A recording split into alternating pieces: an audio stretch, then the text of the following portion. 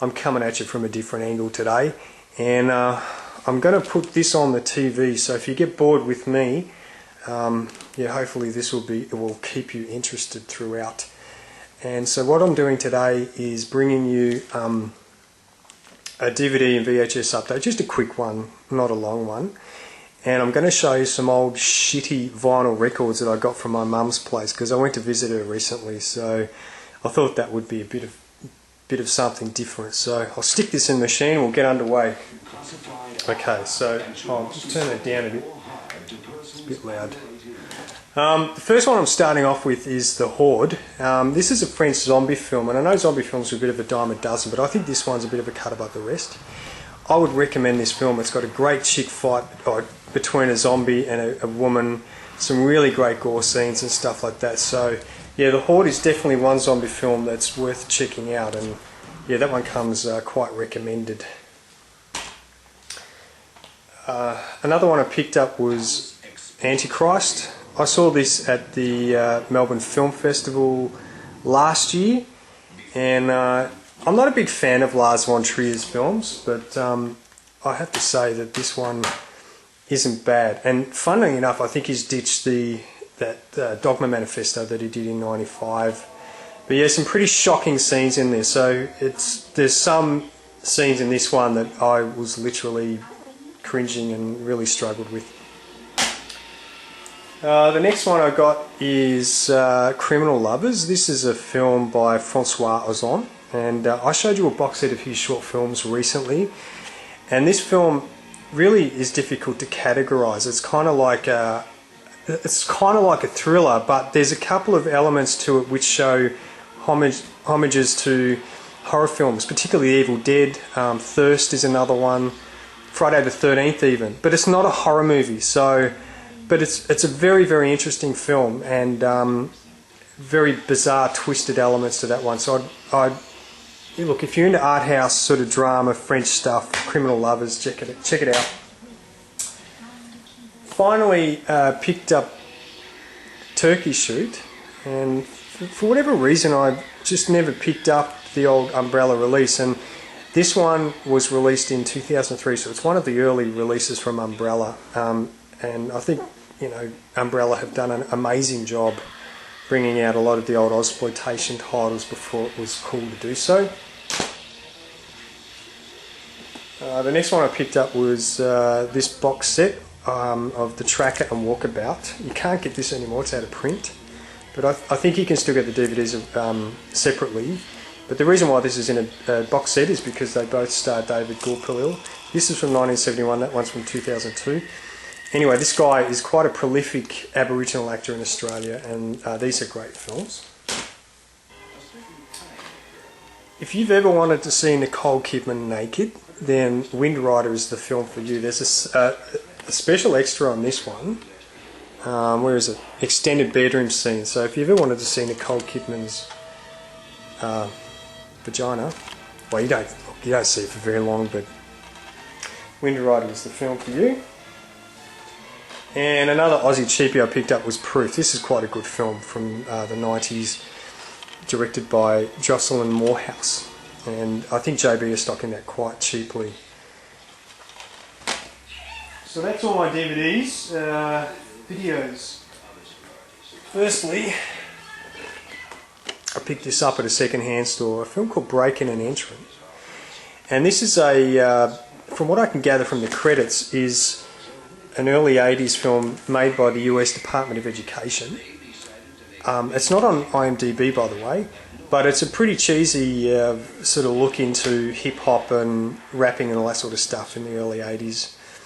And somehow just found its way onto home video in Australia. It's quite a rare tape, that one.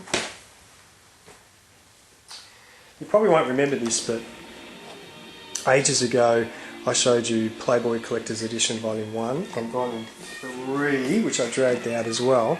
Well, believe it or not, I found Part 2 at a Antiques and Collectibles fair.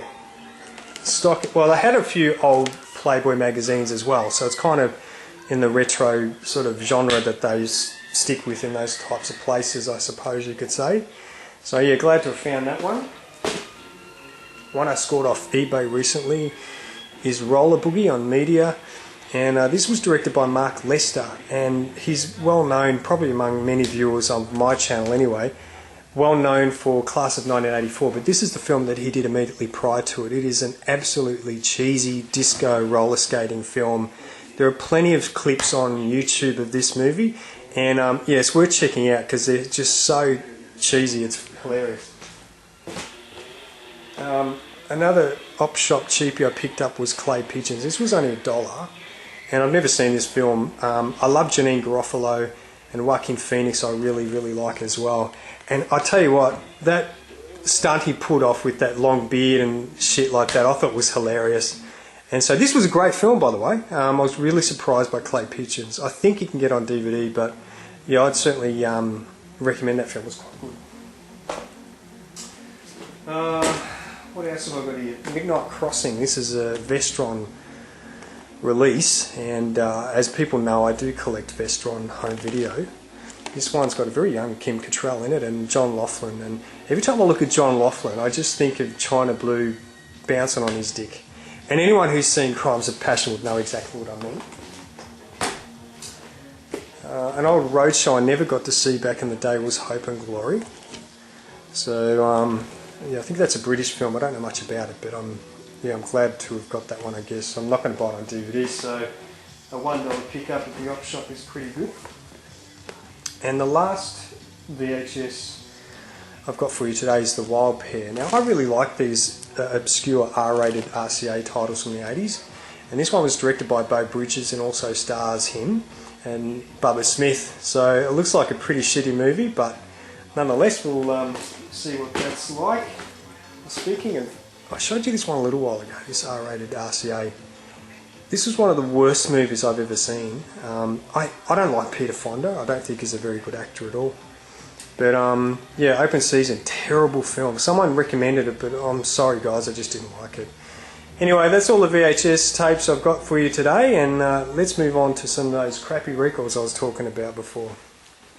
I went to visit my mum recently, and she doesn't live in Melbourne, and I want to show you some of the diabolical records she's got. And starting off with Teaser, these are all collections of like 70s hits and shit from K-Tel. And I'm going to put one of these on. Turned On with, who's that? Elton John band, Idi Amin. Before he became a dictator, he was in fact churning out the hits, as you can see. What's that? Amazing Man. I think we'll put that on. We're going to put that on later. Explosive Hits. This picture used to really fascinate me when I was a little toddler back in the 70s. What's on this one? AC/DC, Saints, Mr. Big, before they had that terrible song in the 90s. Smokey, oh man. Explosive Hits 75. It's got AC/DC there. Obviously they were churning out hits in Australia before they became popular overseas. Look at this dude here.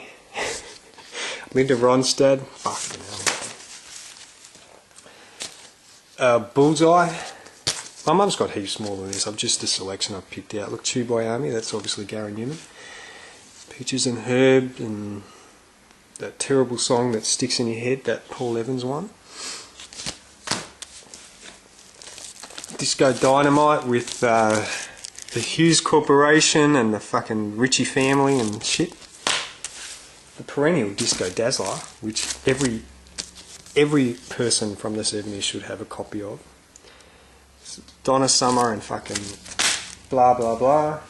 And the last one I'll show you now is Star Cool. It's got